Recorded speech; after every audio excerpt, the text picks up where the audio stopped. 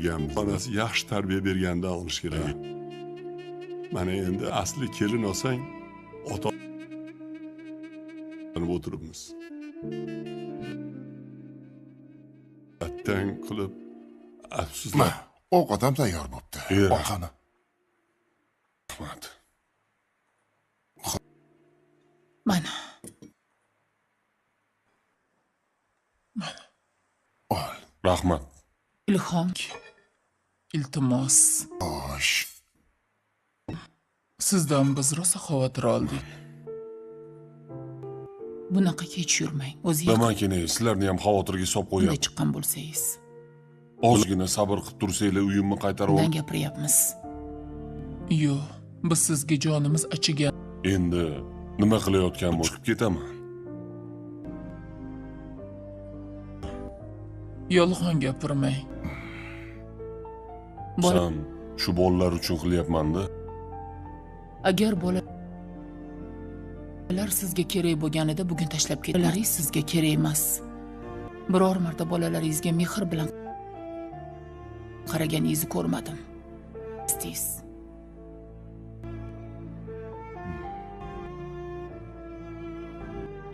bolalar bugun qanaqa ular siz uchun ortiqcha yuk bo'lsa kerak.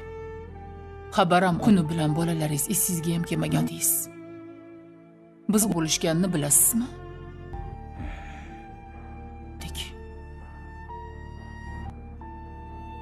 Ularni ko'ngli o'ksimasin deb aylantirib keldi. Faqat o'zimni o'ylayman. Gapiryapsiz, men shunaqa xudbin odamman. To'g'ri. Ular bilan birga bo'ling. Bolalaringiz uchun ko'proq vaqtingizni ajratmang. Men unaqa deyotganim yo'q.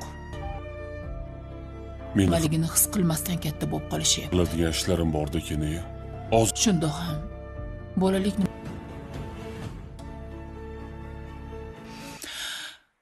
mayli. Ozgina qoldi. Ko'pmas. Bu yog'ini o'zingiz bilasiz. Meni vazifam ogohlantirish. Sobama. U to'g'ri gap. Sen keningni g'apti. Ha, to'g'ri. Ilhom, odamni yuziga shart aytib borganini qo'yadi. Bilaman. Keningni Sotib qolar. Pul bilan kirsak. chiqamiz. Aka, ana bu qo'shninikiga chiqib kelaylik, balki uyini Shuni yeb olaylik, keyin chiqamiz. Qani? Ovqatdan Onam telefon qilyapti-ku. qaynan. O 85 ga chiqqan qaynonam bor. Miltoni o'zi. Nez hayotmi? Ha, Ko'taringchi. qani? Nimadir-ki, ne bu kam? Aman.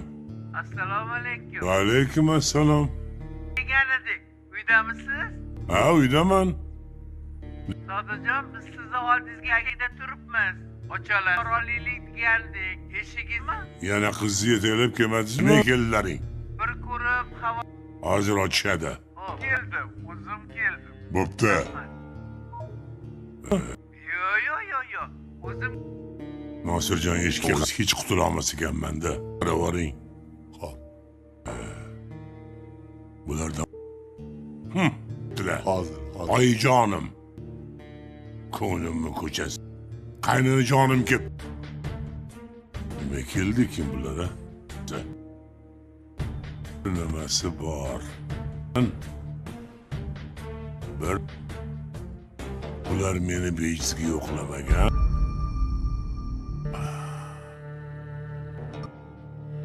अस्सलामुअलैकुम दोस्तों, वापस आ गए हैं हम एक और धमाकेदार रिव्यू के साथ।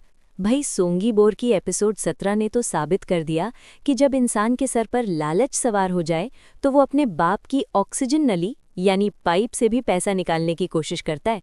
आज नोएमा की बेशर्मी और मफ्तूना के उस खुफिया मास्टर प्लान पर बात करेंगे जिसने सबके होश उड़ा दिए हैं। चलें शुरू करते हैं।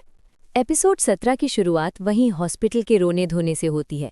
ओता यानी बाप अब होश में हैं, लेकिन उनकी आंखों में नोएमा के लिए प्यार नहीं बल्कि नफरत साफ दिख रही है। नोएमा ऐसे एक्टिंग कर रही है जैसे दुनिया की सबसे सेविकली क़िज़ी यानी प्यारी बेटी वही हो। लेकिन बाप ने जब उसे प्रॉपर्टी के कागजात कहाँ हैं पूछा तो नोएमा का चेहरा देखने वाला था। मुझे तो लगता है ओता सब कुछ समझ चुके हैं और नोएमा को उसकी औकात दिखाने के लिए सिर्फ सही वक्त का इंतजार कर रहे हैं। अब बात करते हैं नोएमा के उस तदबीर कोर बॉयफ्रेंड की। इस बंदे ने तो हद ही कर दी। बाप की जान खतरे में है और ये नोएमा को धमकी दे रहा है कि अगर आज साइन नहीं हुए तो हमारा रिश्ता खत्म।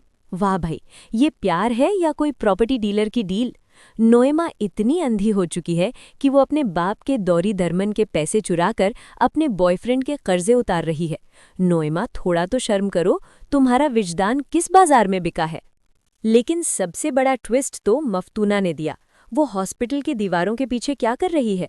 एपिसोड 17 में जब मफ्तूना ने किसी से फ़ोन पर कहा कि सारे बैंक अकाउंट्स फ्रीज हो चुके हैं, अब नोएमा रस्ते पर आएगी, तो मेरे तो होश ही उड़ गए। इसका मतलब समझ रहे हैं आप? मफ्तूना कोई भोली भाली हमशिरा नहीं है, वो तो सौलेह की भेजी हुई शातिर खिलाड़ी निकली। मफ्तूना ने ओता के कान में क्या पिच की जिससे ओता ने नोएमा को कमरे से बाहर निकाल दिया? खेल अब पलट चुका है। एपिसोड के एंड में जब ओता ने मफ्तूना को वसीयतनामा थमा दिया तो नोएमा की चीखें हॉस्पिटल की दीवारों को हिला गईं। क्या नोएमा अब रास्ते पर आ जाएगी? क्या सौलेह वाकई वापस आ रहा है? एपिसोड 18 में तो दहशत होने वाली है। आपको क्या लगता है, मफ्तूना ने बाप को क्या बताया होगा? कमेंट में अपनी राय जरूर बताएं।